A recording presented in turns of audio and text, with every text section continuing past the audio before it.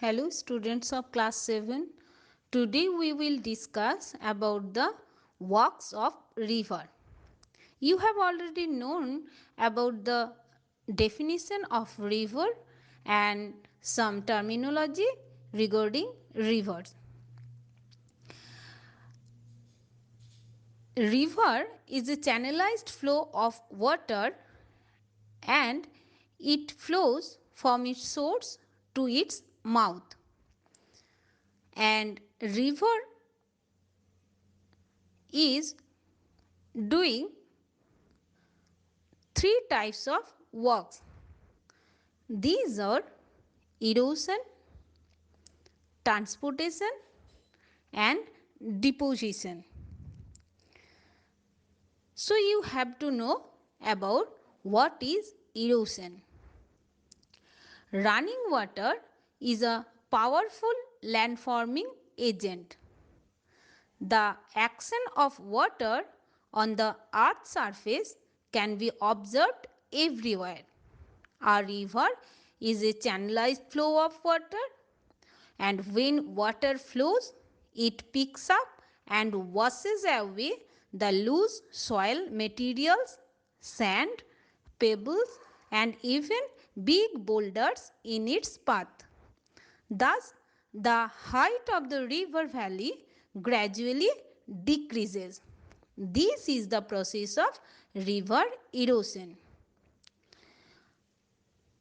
So, river erosion gradually decreases the height of the river valley and it washes away the soil particles, sand, pebbles and big boulders in its path through the through the velocity of the flowing water. Okay. Now I am telling about the process of transportation. The eroded materials then carried away by the stream, and this material is sometimes known as stream's load. When river carries this load from higher to lower ground, it is called as transportation. So, by the flowing water, river gradually carried away the load that it erode, and these processes is known as transportation. And the next is deposition. Accumulation of transported particles on a river bed upon the adjacent floodplain or besides the channel is known as deposition. And through deposition, the height of the river valley gradually increases. So these are the three processes or works that rivers are doing: erosion, transportation and deposition. Now I am telling about the types of erosion.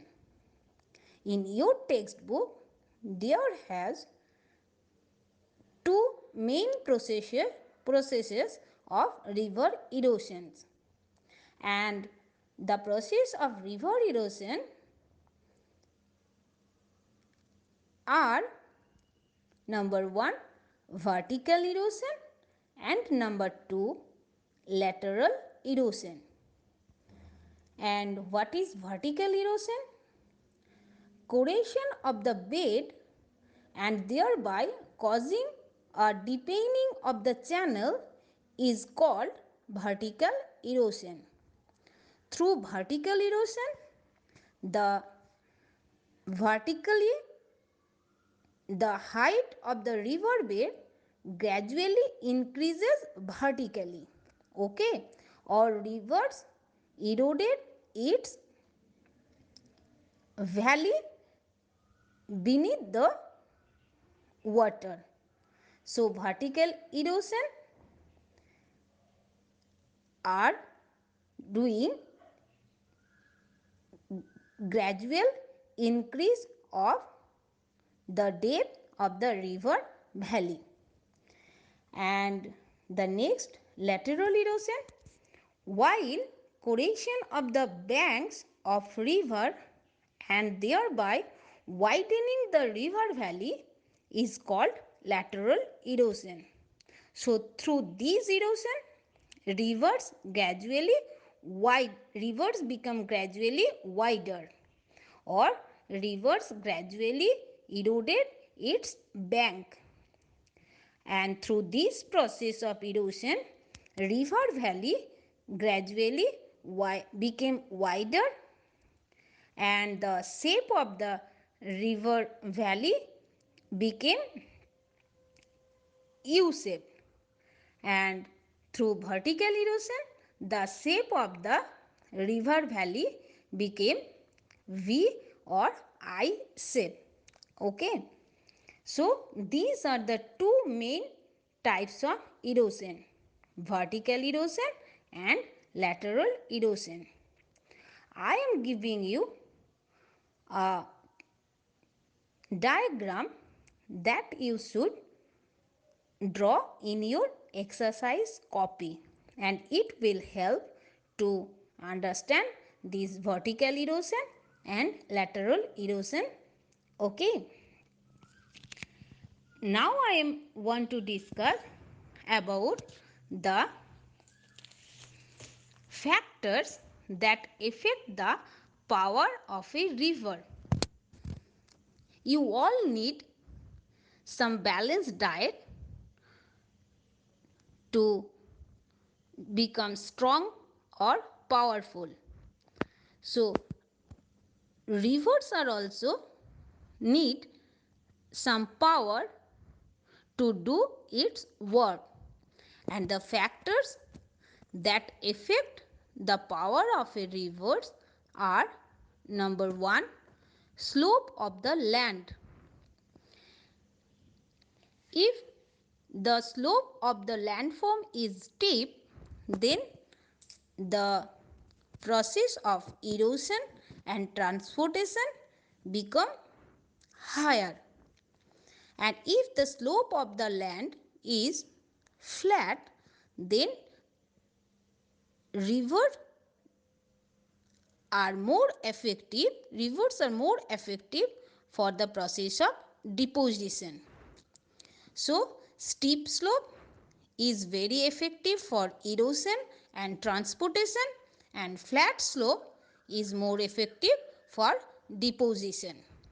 And the next point is volume of water in the river. If water is more in the river valley, then the erosion and transportation become higher.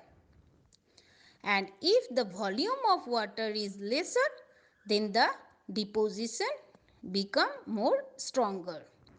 So volume of water also affect the work of river.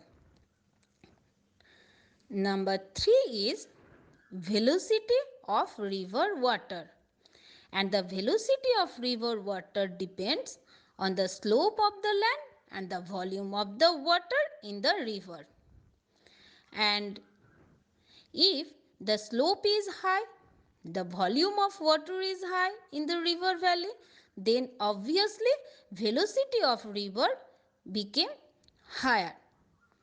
And if the slope of the land became lower or flat, volume of the water is lesser, then the velocity also remain lesser.